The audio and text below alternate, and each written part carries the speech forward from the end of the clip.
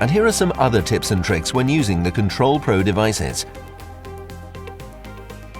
Pay attention to the room temperature when using paints.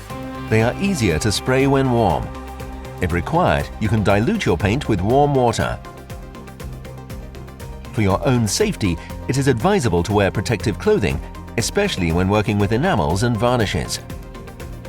Activate the gun only after you have begun the spraying movement and release the trigger before the end of the movement. To ensure an even coating, maintain a constant distance from the surface.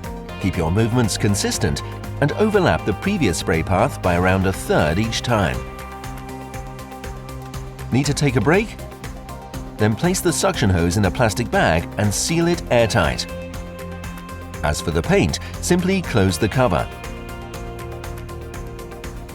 You can easily achieve perfect coverage even with difficult materials or highly absorbent surfaces. Simply work in a cross pattern. First spray from top to bottom, then from left to right. If the nozzle is blocked, no tool is needed thanks to the practical reversible nozzle.